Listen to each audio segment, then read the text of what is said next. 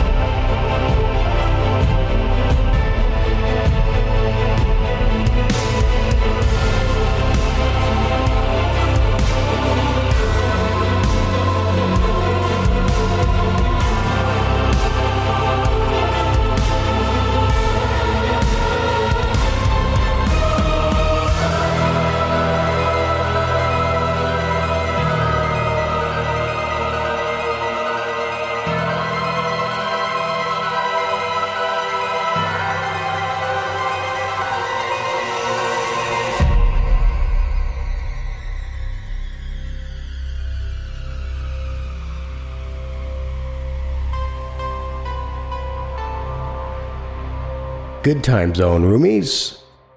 Have you ever gotten a sense of deja vu? You know, where you felt like you've done this before but can't remember why? Well, we definitely have a tale this week that's... Wait, did I just say that last week? Never mind.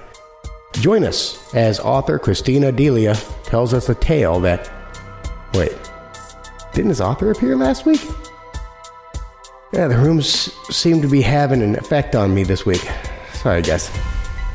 Well, speaking of Twisted Tales, we'd like to remind everyone that submissions for Season 5 are open. So if you have any terrifying tales you think might frighten us, send them on over so we can take a stab at it. There will be a link in the show notes with more information on the process, what we're looking for, and how to submit. So, without further ado, please enjoy Episode 7.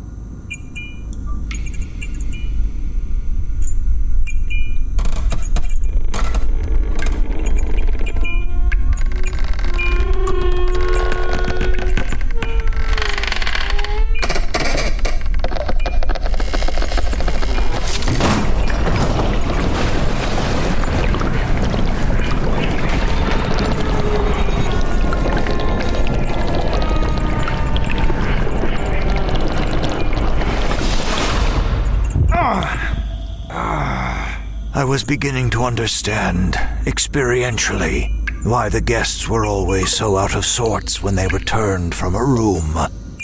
Being unceremoniously dropped back into this endless maze was... deeply irritating.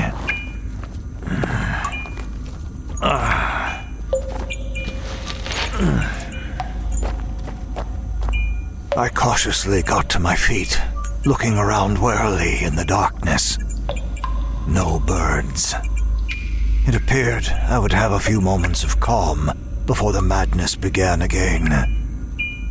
Cautiously, I flexed my limbs. I felt, if not quite myself, then better.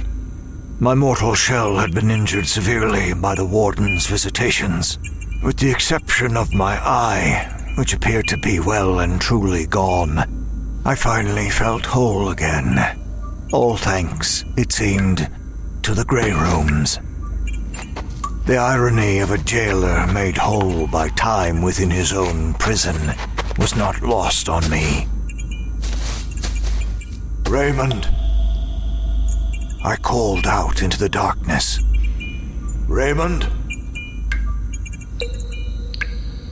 Silence. Todd, can you hear me?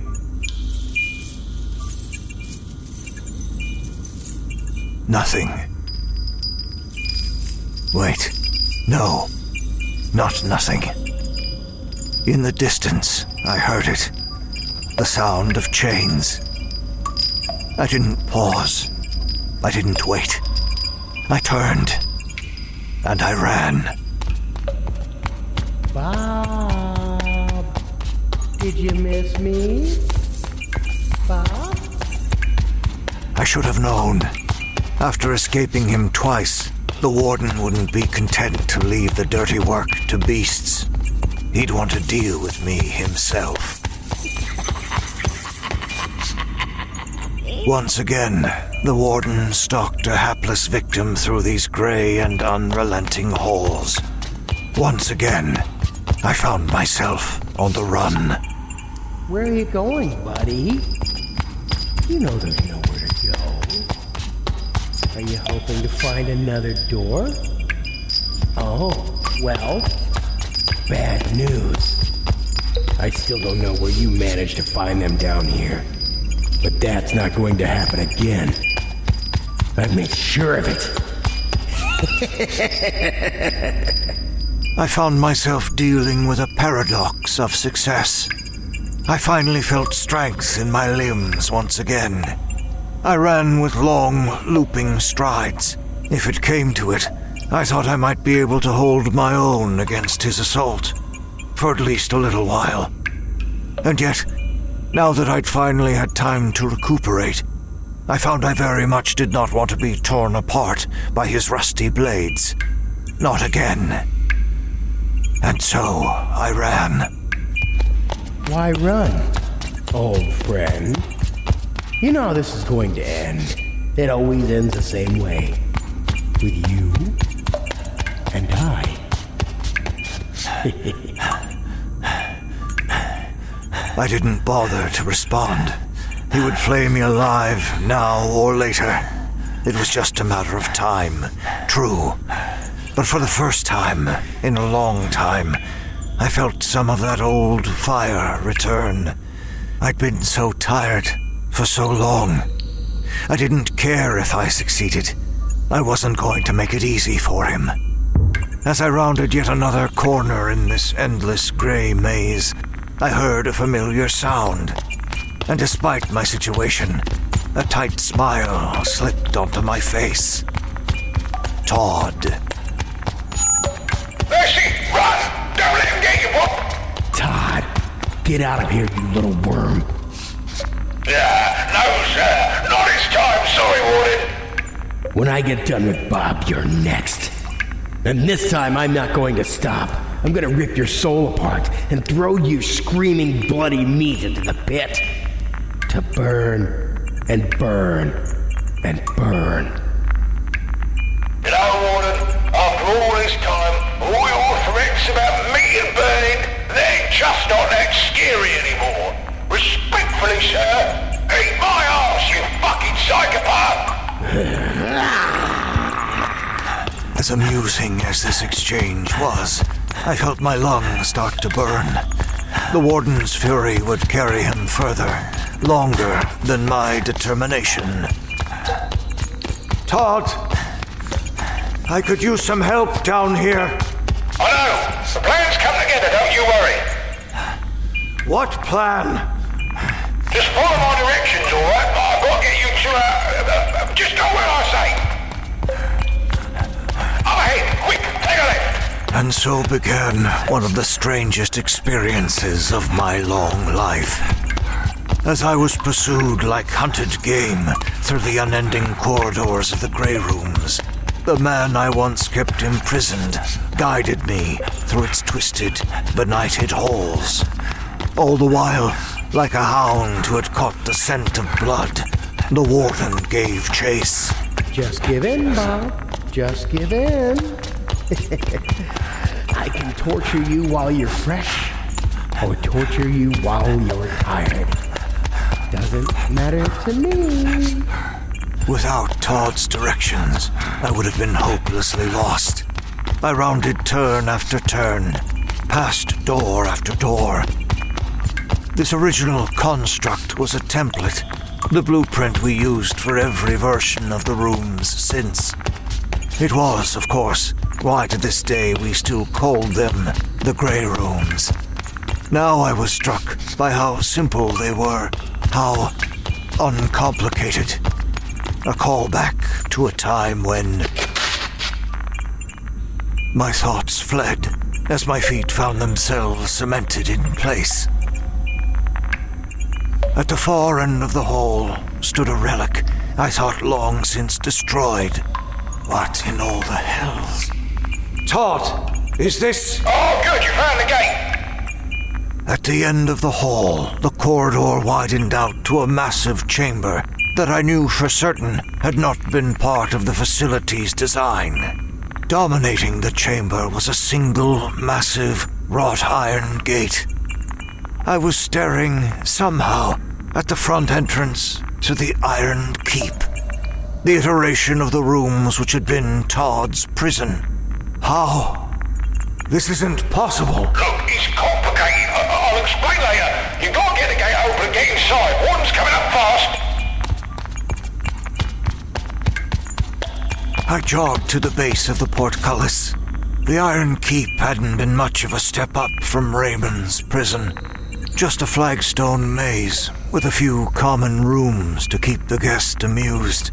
Except for when Todd had first entered. To my knowledge, the gate had never been opened. I could see the rusted mechanism beyond. There was no way to lift it from this side. Well, no easy way. It'll be on you soon. If you can get inside, it'll slow him down. We can, get on with the plan. If your goal is to infuriate me, and therefore spur me to action, it is working. Come on, Paul. There's a little gate. You got this. Quick now. I rolled my eyes, squared my shoulders, and knelt before the massive gate.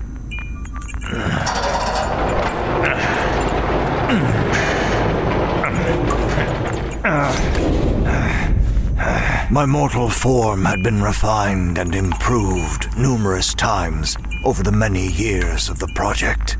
By necessity, it kept my demonic strength in check.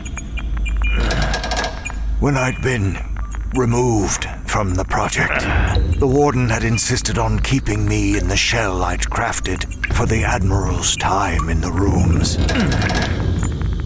As my chain holder, he could force me to stay within its confines, force me to act out the part of weak, pathetic mortal. But I was far more myself now than I had been in some time. I felt at home in this mortal form. I was, after all, the attendant to these dark halls. I had lived and breathed their air for centuries. I was Wolverike.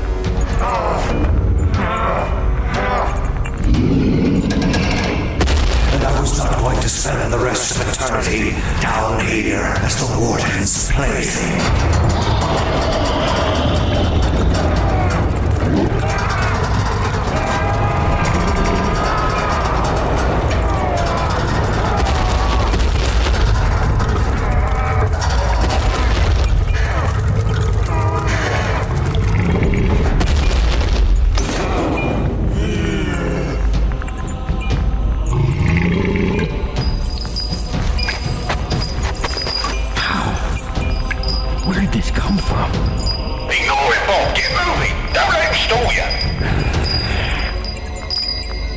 I'll be through this in no time. And when I do, I'll peel you out of that suit and climb inside your guts. You hit me, Bob.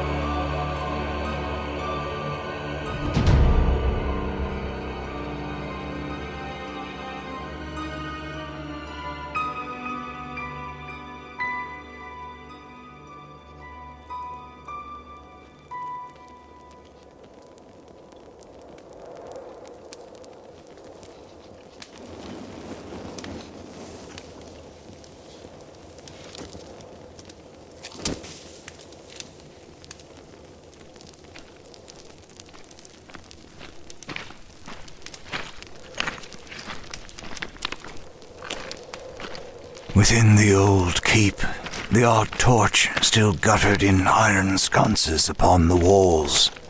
The doors were gone, of course, but the empty frames stared out from the stone walls like lidless eyes. On some level, I was still in shock. I thought the keep had been cleared away, torn down long ago. The fact that it was still here, deep within the walls of Dis. Clearly I had been deeply out of touch with the project I was supposed to be managing. Surprises on surprises. Speaking of surprises... Todd! Are you still there? Where am I going? I'm still here. I won't be for long. Look, you're doing great. Just follow the main hallway to the dining hall. You know how it used to go. And when you get there, stay put.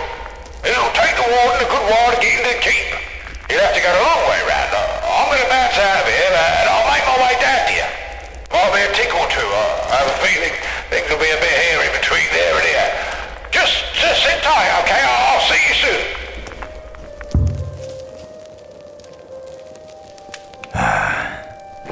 I did indeed recall the way to the dining hall, even after all these years.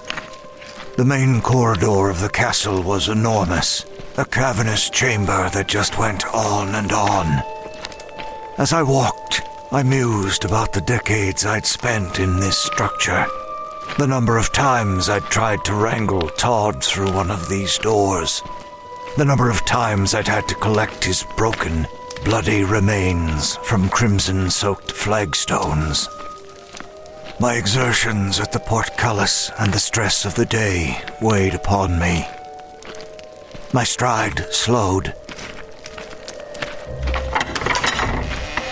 And as the lights of the dining hall approached, I looked forward to a seat on one of the many wooden benches that...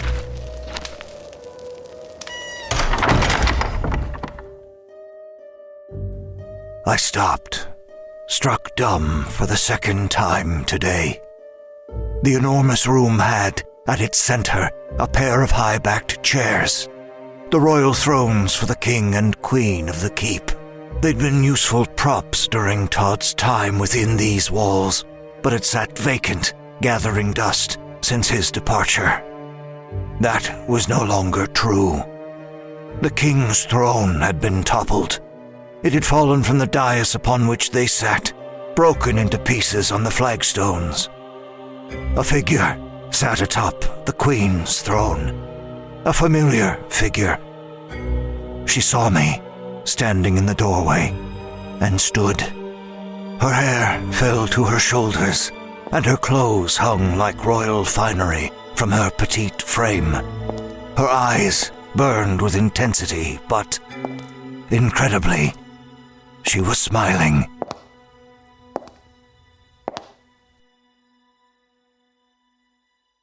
Sam. Samantha. Hey there, Bob. Did you miss me?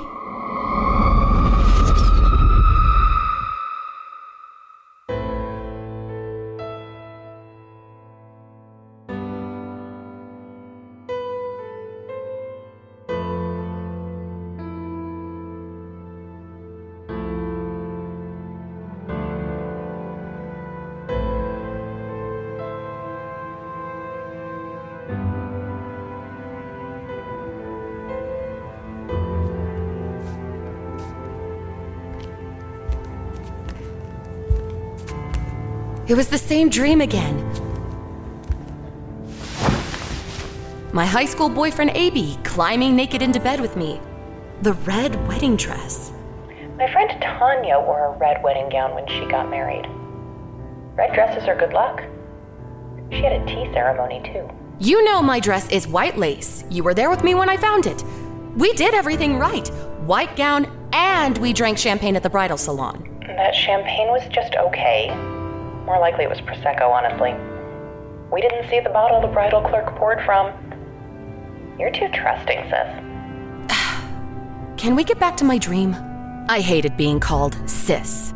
The way Caitlyn said it felt so condescending. I was the older sister by 9 years. There was an entire dog life between us. I needed to focus her back on the dream. Dream reporting is what we've called it since we were kids. Reporting the details of the dream to each other upon waking up, and then flip excitedly through now worn-out dream books to determine the meaning. The Gypsy's Guide to a Good Night's Sleep had been their favorite go-to manual on the nocturnal underworld, as Madame Simone, the writer of the book, had referred to it. That book would be considered shamefully politically incorrect nowadays. Yeah, I still have my copy, if you can believe it. Remember Madame Simone glaring off the front cover with her turban and crystal ball, those thick eyebrows? Madame Simone needed a threading appointment. Or some tweezers, at least. Caitlyn could afford to be snarky. She had a career in marketing. I remembered when Caitlyn had told our grandmother that she was majoring in marketing on her deathbed. Nana Mitchell had closed her eyes and murmured, "The girl must love carrots." She had been so proud of me, though. Her beautiful artist, a female Thomas Kincaid. Yet, my art career hadn't really manifested, save for a few New York gallery shows. One reviewer had commented that my paintings had too many corners, but not enough edge. What did that mean? I never stuck around long enough to find out. Instead, I'd come home to Stowe, sank into my childhood bed, only to learn in the morning that my high school boyfriend's car had stalled in front of an oncoming train. Or had A.B. killed himself? Now, he was the only face that I wanted to see. The dream of myself and A.B. was gone. I had found love again, which really meant that I'd settled for a man who wasn't A.B. He didn't have A.B.'s curly shock of chestnut hair or his gentle laugh. The man I'd met had no hair at all, just a clean, bald scalp that he shaved meticulously. Tanner looked like Lex Luthor, and he tended to act the part too. In addition, he wore wire-rimmed glasses, the lenses of which he methodically rubbed clean with a microfiber cloth so that his blue eyes would peer out perfectly. A.B.'s eyes had been blue too, but so loving and full of light. The spotless eyeglasses could not hide the fact that Tanner's eyes themselves were murky and shrewd. Business eyes. His voice was high-pitched, and when he yelled at me, which he did often, I felt like I was in a monkey house at a zoo. Prior to this, I'd never known such a shrieking, shrill man. He was the exact opposite of A.B. But A.B. was dead, a beautiful memory, and Tanner was generic, bland, and alive. I had wondered what Caitlyn really thought for me settling. Did she realize what I'd done when we clinked Prosecco glasses? Of course I could tell champagne from Prosecco. It was not that I was too trusting at all. Rather, I'd given up. What would Madame Simone think of me, glaring accusingly off the dream cover, dark gray eyes of flashy, stormy warning? What did the symbols in her book foretell? In my dream, aside from my bleeding gown, my head had been adorned with a halo of moths, each with a tiny human skull. I had a feeling I knew what that meant, and my own copy of The Gypsy's Guide to a Good Night's Sleep had confirmed it. Death. I hadn't told Caitlyn about that part. Why scare her? I also hadn't told her about seeing Nana Mitchell in the dream, smelling her gardenia perfume, only to have the pleasant scent turn rancid, like old meat rotting on the beach. Something was going to happen. And what would Nana Mitchell, now dead and buried for the last 4 years, think of her beloved granddaughter's life now? The once brilliant artist who was now fresh out of paint, devoid of canvas, but wielding a sparkling, pear-cut diamond on her trembling finger. The girl must love carrots. I'm pretty sure that the red in my dream dress isn't silk or tulle or lace. It's blood. Wouldn't that make it a nightmare dress? I closed my eyes and took in a deep breath. When I opened them, Aby was standing before me, stark naked. His hands were covering his mouth, as though he were suppressing a giggle in his Aby way, or like he knew a secret. What was it? Aby. He lowered his hand and smiled at me, gazing admiringly, like the night I'd lost my virginity to him, and gained love. Life just hadn't treated me right, and I often wondered if it was because my generation was raised on movies like Pretty Woman, as though they were romantic fairy tales. Only in a movie would a hooker and a John meet cute on a street corner and find love. To me, it seemed insulting and anti-female, way more offensive than, and at least as politically incorrect as Madame Simone, self-professed gypsy dream book writer. Giving a damaged woman the princess treatment? A happy ending? A Hollywood ending was an ending all the same. Death of the movie, death of the illusion. Roll credits. I have to go. Someone stopped by. I hung up the phone and then turned to face Aby, my first love, my true love. But he evaporated. The mist I missed. Now I was legitimately seeing things, achingly beautiful visions. Aby in the garden I kept, kneeling beside the large pots of basil and thyme. Was he praying? What for? If there were a heaven, wouldn't he be there already? Being a dutiful fiancée, an almost wife, I cooked dinner for Tanner, inserting chopped lemon, garlic, and sprigs of thyme into the chicken's cavity before roasting. The chicken, a limp carcass of a once-living thing. Aren't we all? Tanner didn't appreciate the dinner. He'd had a stressful day at work and screamed in my face so long and hard that afterwards, I couldn't even recall what he was shouting, just how enraged his face had looked. Sometimes, during and after Tanner's grown man tantrums, or mantrums as I'd begun calling them, I would see Aby, that concerned and saddened expression written across his sweet face. Aby, why did you leave me? I was coming back to you.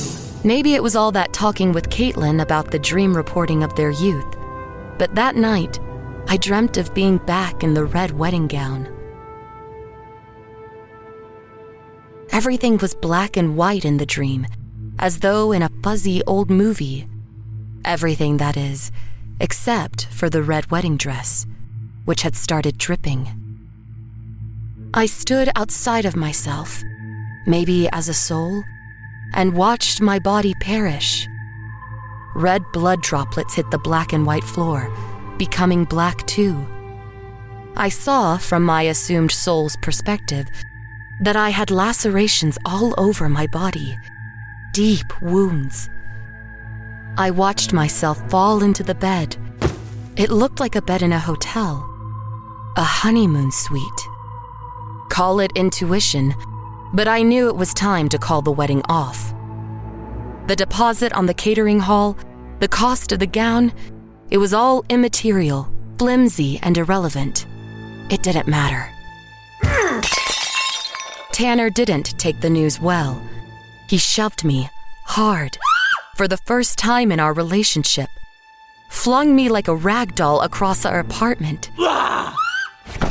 He was quick to pounce and wrap his hand around my neck before recoiling and collapsing on the floor in a fetal position. Don't go. But there was no hesitation. I finished packing my bags and left the apartment with Caitlyn and her boyfriend, Seth. Enough was enough. Tanner had actually put his hands on me. Even now he was advancing, directed by his ever-growing rage. Dear God, he was a little too comfortable putting his hands on me. It was time to go. My dreams that night were a fever of tossing and turning on Caitlyn's futon.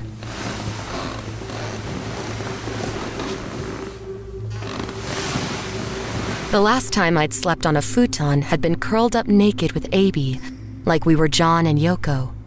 I had been into astrology years ago, and knew that Abby had many planets in his 12th house.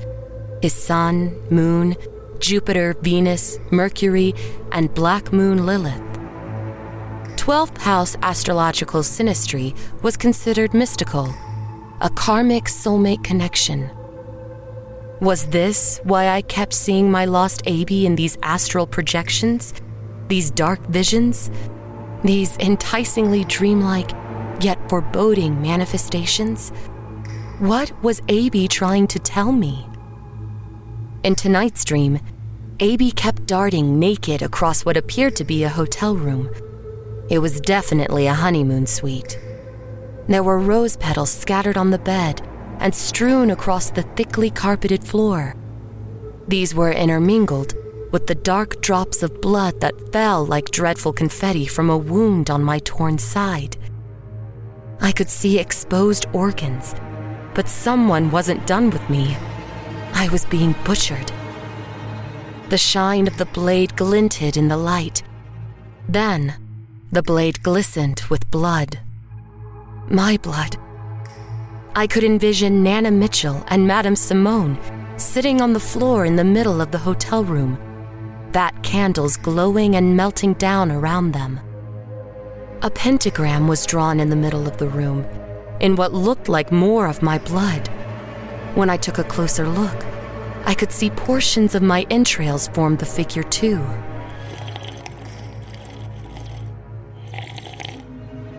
Pearls bring tears, dear. Nana's head bowed as she took another sip. And when she looked back, there was a milk mustache of my blood smeared across Nana's face. All of the teacups were now filled with my deep crimson blood. Steam from the teapot curled out of the spout in a comforting, cartoonish sort of way. But the contents inside were hot and smelled of copper. Madame Simone grabbed the kettle and poured Nana Mitchell another thick, frothy mug. Nana gulped it down. Pearls bring tears. Her face was awash in her granddaughter's blood. And entrails bring maggots. My eyes drifted to the pentagram, sculpted out of entrails, and saw that it was moving with maggots. I stifled a scream and backed away from the table until I bumped into an easel behind me. My doppelganger, brush in hand, stood preparing a canvas with the sticky blood as gesso. A mixture of blood and guts went on slick as oil paint. Nana Mitchell and Madame Simone kept sipping from their porcelain cups, their faces stained with blood and glowing luminously in the candlelight. My counterpart kept painting, putting her actual guts into the art. And Abby? Naked as the day he was born and the day the morgue tagged his toe. He was running around the room in an endless burst of energy, like a kid who'd overdosed on sugar cereal, or a meth head who was about to toss the refrigerator across the room. Something was going to happen.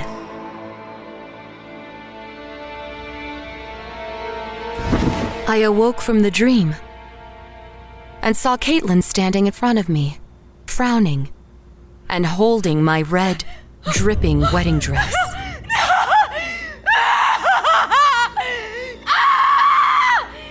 I screamed at the sight of it. The fear had me shaking to a point near convulsion before Caitlyn and Seth tried to calm me down. It's paint! It's paint! We accidentally left the dress in your apartment, and when Seth went back for it, Tanner had covered it in red paint. Ugh, he's a dick! I tried to bring some semblance of normality back into my life while I stayed at Caitlyn and Seth's apartment. I planted herbs in a little window box garden, but the time reminded me of Tanner.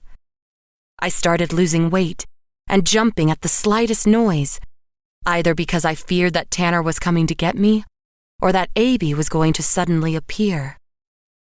Yet the days I didn't see a vision of Abby were somehow even worse.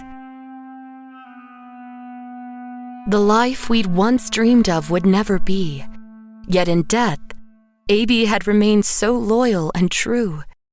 He was my steadfast, silent lover, and I realized that a lover I couldn't touch was superior to the one who had inflicted pain. Dante Alighieri had his Beatrice, and I had my Abby. I thought of him so often I started painting him. His nest of rich, thick curls, his fair complexion. I made sure to get the rosy glow in his cheeks just right, and the glint in his eyes. Why are all of your paintings frowning? I suppose something's missing. For now, sleep was missing. I was afraid to close my eyes, afraid of what I'd wake up to. This fear became so much that I took to sleeping upright in a chair, because the dreams had me convinced I was going to die in a reclining position, sleeping on Caitlyn's futon. It was easy to see the worry on my sister's face when she found me slumped but upright one morning. Maybe you should see a professional. Marie Antoinette slept upright. Right, and look how great things turned out for her. The dark circles under my eyes deepened and sank into my face. I'd lost 10 pounds, then 15. You're starting to look like a Day of the Dead mask. Consider this your intervention. Seth and I were talking, and we think a week away would do you good. Away? Away where? It's all settled. We booked a room at a hotel. Nothing fancy. Don't you understand? He's coming for me! No, he isn't. Either you go to the hotel for the week and paint, or we commit you to the state mental hospital and you can paint there. That's what it's come to, sis. You're not sleeping, you're not showering. When's the last time you brushed your teeth? My mind flashed to the dream from the night prior, how my yellow teeth had fallen out of my bloody mouth. Nana Mitchell had picked them up, repeated yet again about how pearls bring tears, and held them in the palm of her hand. Roll those dice. Nana Mitchell had done so, as a crow descended and plucked out her left eye. Abby was dancing naked to the tune of what had once been their song, Foreigners, I Want to Know What Love Is. Lila. Now you're not even responding. Seth and I are driving you to the hotel. Your bag's already packed, your easel too, you'll paint, and by God, you'll take a shower.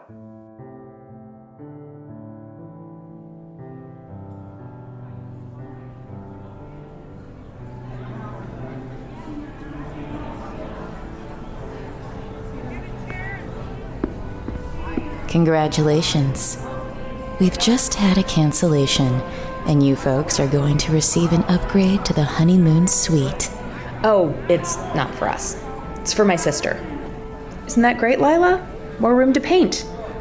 She's an artist. My sister was still emotionally deaf to the situation. Instead, Caitlyn and Seth helped carry my bag and art supplies up to the room.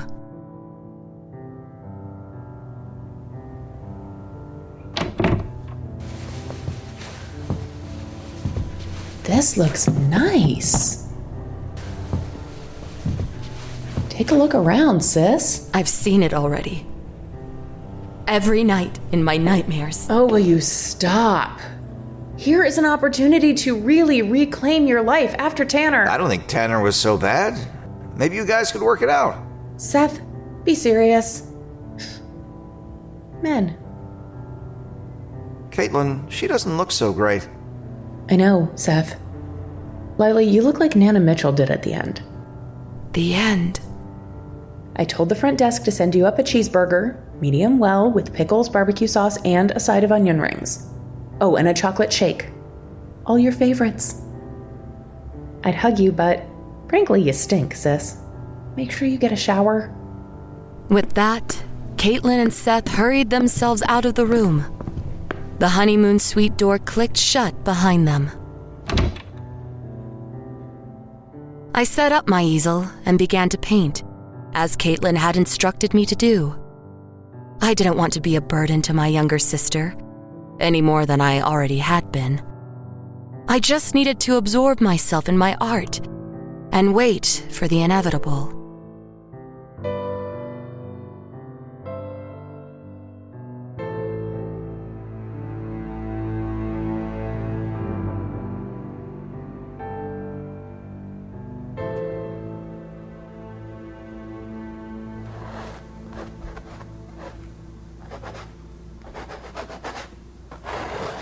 My brush hit the paint and moved in a flurry across the canvas.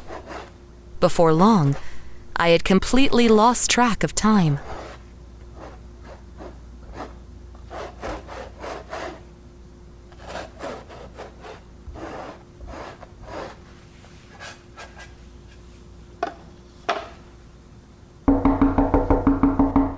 Startled, a sharp rap on the door pulled me from the paint. "Who is it?" Room service?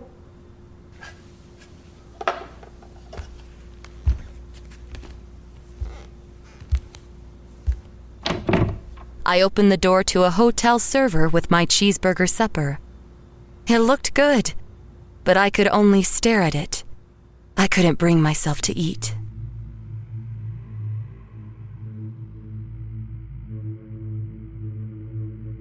That night, the dream was wilder than ever. Abby was swinging naked from the hotel room's pendant light fixture. An eyeless Nana Mitchell was serving Madame Simone a crow with a slit throat inside of a hamburger bun. Madame Simone took a bloody bite. Medium well. I awoke with a start to pounding on the door.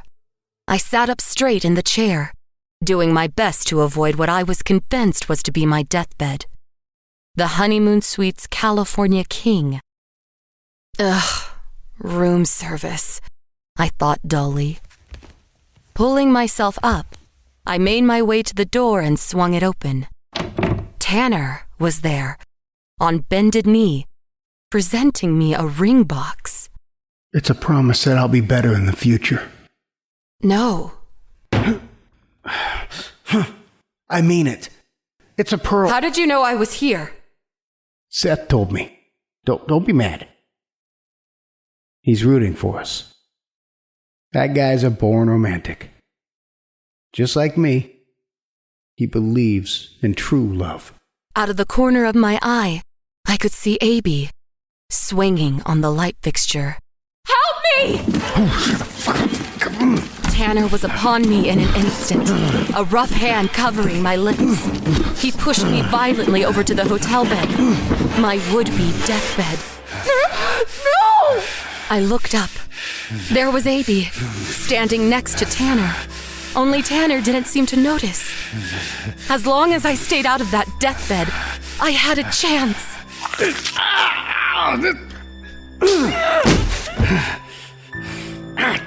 Fuck, she bit me.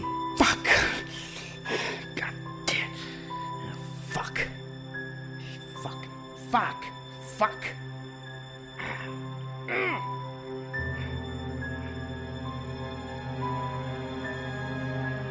And there I was, above myself. My perspective had shifted within the room, leaving me watching Tanner drag my body away from the bed and into the bathroom. My neck was broken.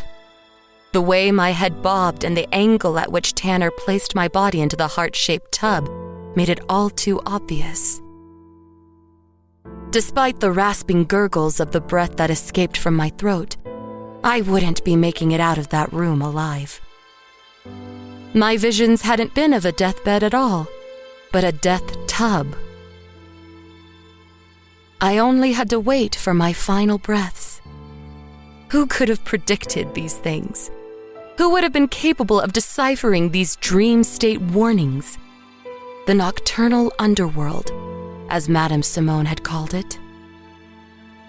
Still standing above, as the bubbles of blood and spit foamed at my lips, I watched my naked Abby crawl into the heart-shaped tub and wrap his arms around my corpse as the hissing of my breath finally ceased. In the end, my hotel trip had produced a well-done cheeseburger buzzing with flies, my dead body in a bathtub, and a painting of myself next to a smiling Abby, my final work before my murder.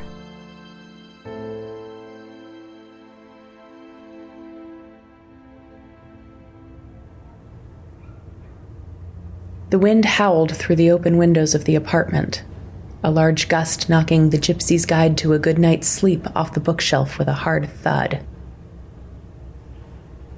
Lila would have called this an omen. Walking over and staring down at the open book, a feeling of dread twisting up my stomach. Call it intuition, sis. I'd have to check on Lila in the morning. Looking past the open living room door and into my bathroom, I swore, for a moment, I saw a flicker of my sister and Abby lying together in the bathtub.